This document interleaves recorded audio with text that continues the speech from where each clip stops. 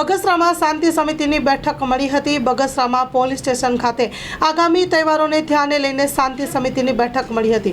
ગણપતિ મહોત્સવ અને ઈદ એ મિલાદ જેવા પાવન તહેવારોને અનુલક્ષીને બેઠક મળી હતી।